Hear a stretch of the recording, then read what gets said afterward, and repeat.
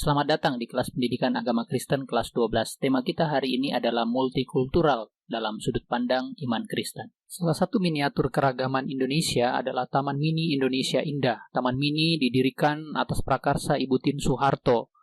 Taman Mini merupakan gambaran kehidupan Indonesia yang beragam budayanya, yang sering kita dengar dengan istilah multikultur.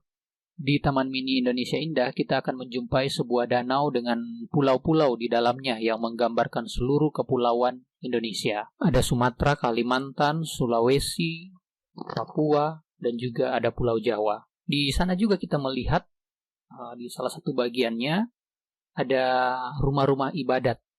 Misalnya ada masjid ya di sana. Kemudian kalau kita maju lagi lebih jauh, kita akan melihat ada gereja Katolik. Ya, kemudian kita maju lebih jauh lagi, kita akan melihat gereja Kristen. Kemudian kita juga akan melihat pura, dan salah satu yang ada juga yaitu wihara.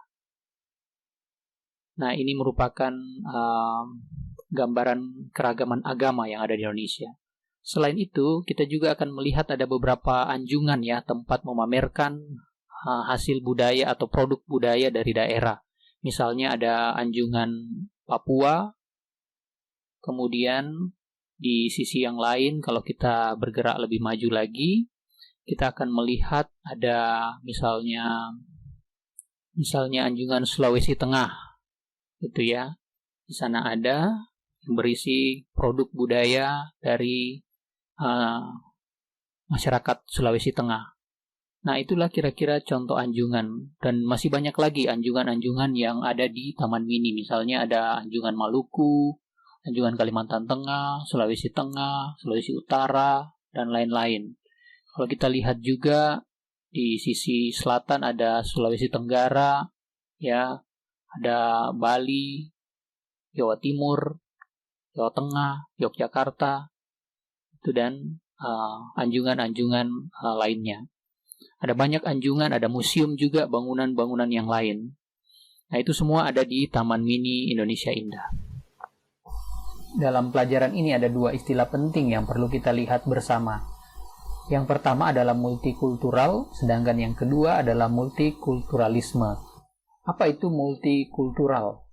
Multikultural adalah sebuah keadaan masyarakat yang beragam dan memiliki perbedaan satu dengan yang lain. Jadi di sana ada keragaman budaya, keragaman agama, yang masing-masing itu punya perbedaan satu dengan yang lain. Ada keunikan masing-masing, ada kekhasan masing-masing dari perbedaan-perbedaan keragaman-keragaman yang ada itu.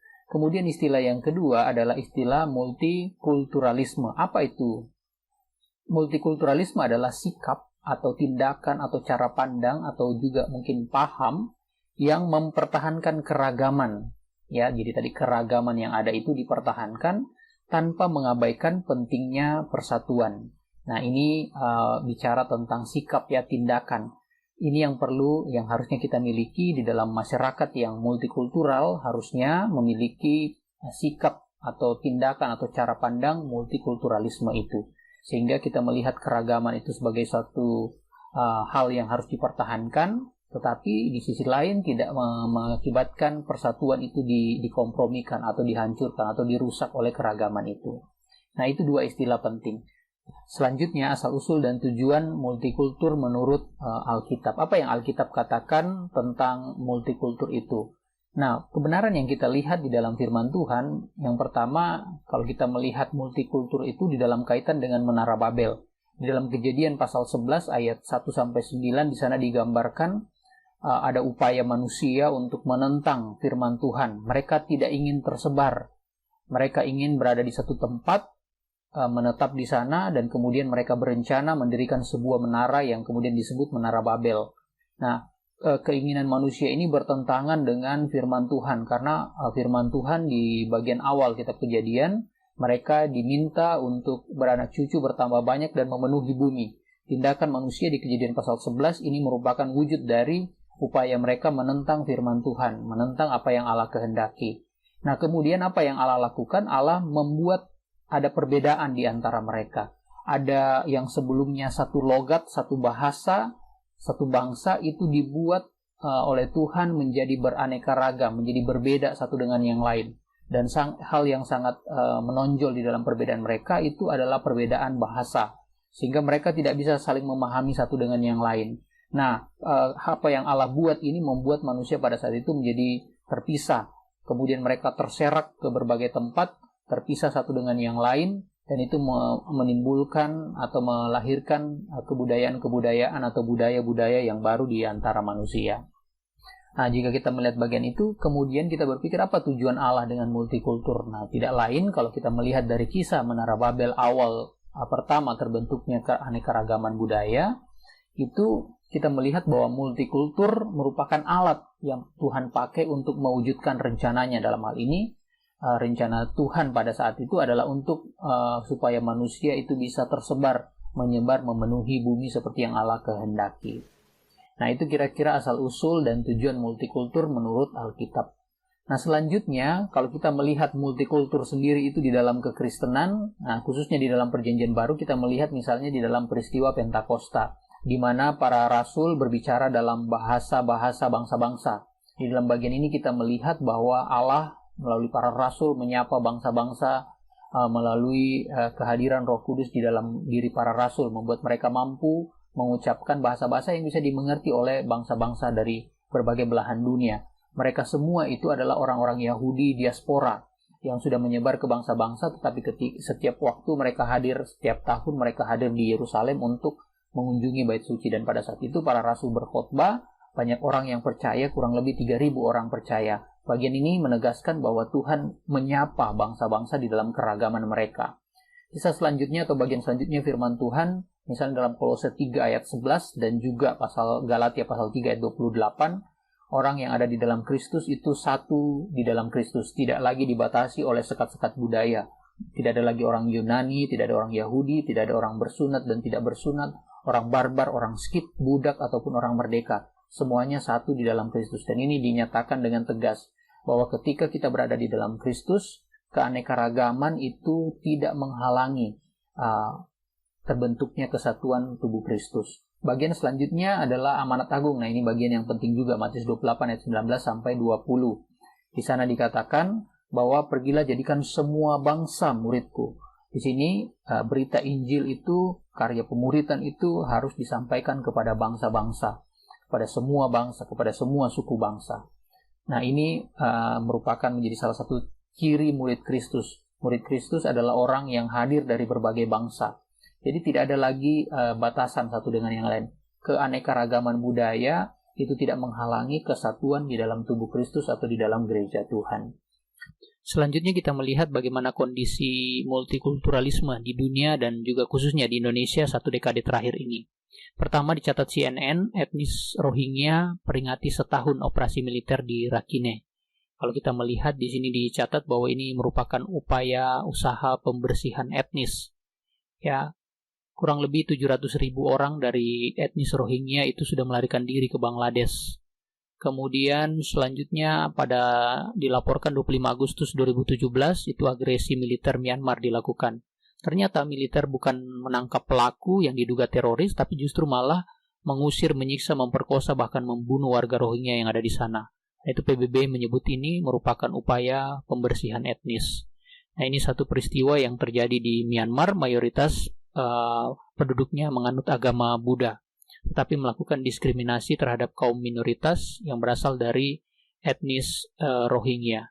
Contoh kedua dicatat oleh Tempo, penganut Kristen di India alami kekerasan jelang Natal.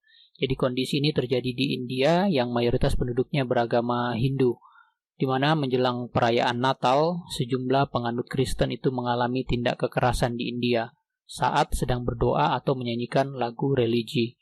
Nah, kalau kita melihat di sana, misalnya ada seorang yang bernama Jites, ya, dia mengatakan dia menendang instrumen musik sebelum menyerang saudara laki saya dengan pisau. Itu merujuk pada polisi yang pada saat itu melakukan tindakan tersebut.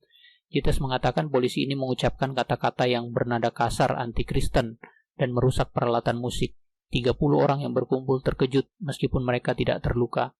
Nah, sebelumnya ada kelompok Hindu garis keras yang sebelumnya sudah menyatakan penolakan perayaan Natal di sekolah-sekolah Kristen.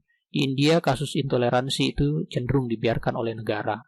Peristiwa ketiga atau kasus ketiga terjadi di Amerika Serikat, negeri Paman Sam. CNN mencatat bahwa warga Muslim jadi kelompok paling tidak disukai di Amerika.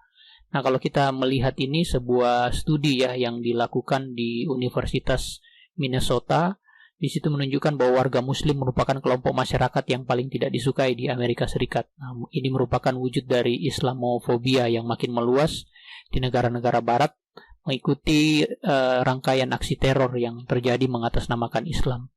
Dalam 10 tahun, publik memiliki persepsi yang lebih negatif tentang Muslim, Yahudi, gay, Latin, dan orang kulit hitam.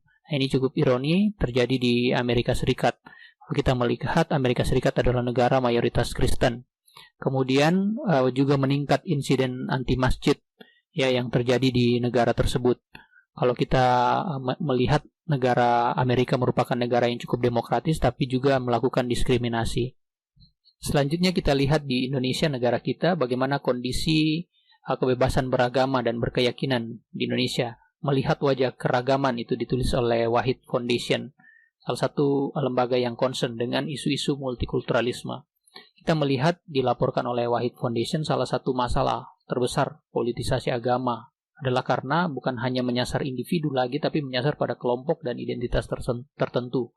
Misalnya dalam kasus Ahok dicontohkan, politisasi itu tidak menyasar Basuki atau Ahok semata, tetapi menyasar komunitas yang lebih luas, yaitu komunitas non-Muslim dan Cina, identitas yang melekat pada Ahok. Kemudian kalau kita melihat juga, bahkan Anies sendiri dituduh Syiah, lawan politik Ahok pada saat itu. Kemudian survei juga dilakukan, Muslim perempuan itu cenderung bersikap intoleran terhadap orang lain. Kemudian dari survei tersebut dilaporkan sebanyak 57,1% atau setara dengan 53,3 juta dari penduduk Indonesia itu bersikap intoleran terhadap orang lain. Nah, ini negara Indonesia, negara kita, begitu kondisinya. Kira-kira seperti itulah wajah atau kondisi dunia maupun juga secara khusus Indonesia. Bagaimana sikap multikulturalisme itu masih sangat kurang, dan harapan kita dengan kita mempelajari bagian ini, kita makin memiliki sikap yang toleransi, menghargai orang yang berbeda dengan kita. Selanjutnya kalau kita lihat tantangan keragaman yang ada di Indonesia. Yang pertama itu kondisi ekonomi yang rendah. Ini kondisi ekonomi yang rendah ini seringkali memicu perselisihan, memicu konflik di tengah-tengah masyarakat. Kemudian diantaranya mulai merujuk pada isu-isu SARA, isu keanekaragaman suku, ras dan agama. Semua itu diawali dari kondisi ekonomi yang rendah. Tetapi karena kondisi ekonomi rendah ini membuat masyarakat mudah tersulut, mudah konflik, dan diantaranya keanekaragaman budaya itu diketengahkan sebagai bagian dari konflik itu. Selanjutnya juga ada primordialisme dan etnosentris, menganggap sukunya itu paling hebat, paling kuat di antara yang lain, dan kemudian merendahkan suku-suku yang lain. Nah, dua bagian ini juga menjadi tantangan kita, karena masih ada yang menganggap dirinya itu lebih daripada yang lain, sehingga mulai merendahkan suku yang lain. Kemudian juga sikap diskriminatif, membeda-bedakan berdasarkan suku, agama, dan ras. Nah, bagian ini yang sangat menghambat di dalam keragaman di Indonesia. Seharusnya sebagai satu bangsa ada kesetaraan, ada persamaan hak yang harus dihargai dalam diri setiap warga negara siapapun itu. Tidak lagi dilihat latar belakang budaya multikultur yang ada. Kemudian juga, nah ini yang cukup parah adalah berkembangnya radikalisme. Ini merupakan salah satu tantangan di Indonesia. Ada kelompok-kelompok radikal yang mencoba memecah belah bangsa, menggunakan isu-isu kultur, isu-isu budaya ya yang dikembangkan untuk memecah belah bangsa, untuk menghancurkan, untuk merusak persatuan dan kesatuan bangsa. Selanjutnya nilai-nilai yang ada di dalam multikultur itu. Yang pertama itu semangat kemanusiaan, hak asasi manusia, persamaan hak asasi manusia. Kalau kita lihat dalam Matius pasal 22 ayat 39, kasihilah sesama manusia seperti dirimu sendiri. Jadi ketika kita menghargai multikultural, berarti kita menghargai nilai kemanusiaan, persamaan derajat, persamaan hak itu. Kemudian yang kedua, di dalam multikultur juga ada nilai-nilai kedamaian. Di dua ayat firman Tuhan ini dikatakan, kejarlah damai, usahakanlah kedamaian itu. Kalau itu tergantung padamu, pilihlah jalan damai itu. Nah, ketika kita menghargai keberadaan multikultur, berarti kita sedang mengupayakan kedamaian di tengah-tengah keragaman yang ada. Kemudian juga nilai yang ketiga, itu nilai keterbukaan. Kita perlu terbuka dengan orang yang berbeda yang ada di sekitar kita. Di dalam Imamat pasal 19 ayat 33 sampai 34, di situ firman Tuhan mengatakan untuk perlu orang-orang Israel menyambut orang-orang asing yang ada di tengahnya, memperlakukan mereka dengan adil, dengan baik. Demikian juga seharusnya dengan kita sebagai umat percaya. Kita terbuka terhadap orang-orang yang berbeda latar belakang yang ada di sekitar kita, dan kemudian juga tidak membeda-bedakan, tidak membuat atau melakukan hal-hal yang tidak menunjukkan ketidakadilan. Nah, bagaimana kita seharusnya memaknai kehidupan multikultur yang ada? Yang pertama, sikap yang pertama yang harusnya kita miliki, pertama itu adalah menerima perbedaan. Perbedaan itu tidak bisa dihilangkan. Perbedaan itu perlu kita terima sebagai satu bangsa. Kemudian setelah menerima perbedaan itu, kita perlu saling menghormati satu dengan yang lain. Perbedaan-perbedaan yang ada ini perlu diberi ruang, dihormati, dihargai keberadaannya. Nah, kemudian sikap yang kedua yaitu eksklusif di dalam iman tetapi inklusif di dalam relasi sosial. Nah, ini penting. Ketika kita terbuka terhadap budaya lain, itu bukan berarti kita menerima setiap budaya menjadikan itu bagian dari diri kita, tidak. Tetapi yang kita lakukan adalah kita perlu selektif. Khususnya di dalam iman, berkaitan dengan iman dan kepercayaan, jangan sampai iman kita itu dipengaruhi oleh budaya orang-orang yang ada di sekitar kita, oleh lingkungan yang ada di sekitar kita. Iman itu merupakan hubungan kita dengan Tuhan.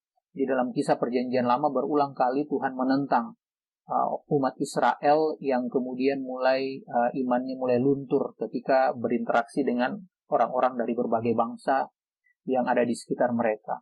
Nah, jadi iman itu sesuatu yang harus dipertahankan, tidak boleh dikompromikan di tengah-tengah keragaman yang ada.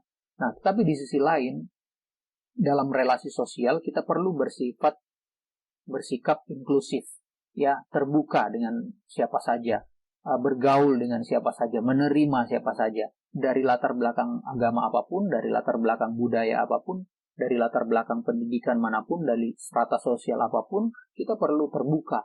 Inilah sikap inklusif, jadi tidak membeda-bedakan, tetapi menghargai dan menerima dalam relasi sosial. Kemudian sikap yang ketiga yaitu sesuai dengan semboyan kita, Bhinneka Tunggal Ika.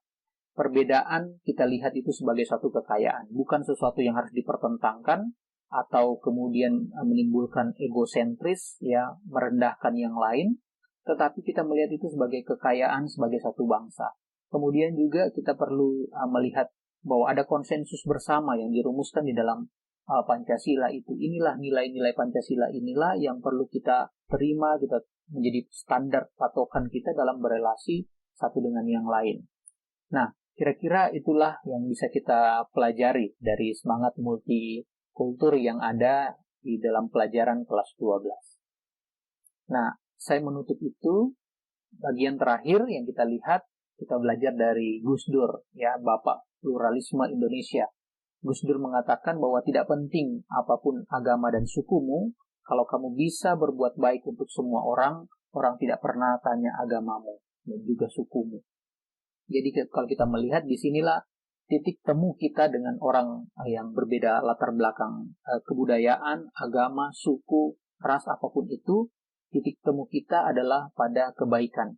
Kita ingin orang lain yang ada di sekitar kita, apapun latar belakangnya, mengalami kebaikan, mendapatkan kebaikan, berbuat baik untuk orang lain.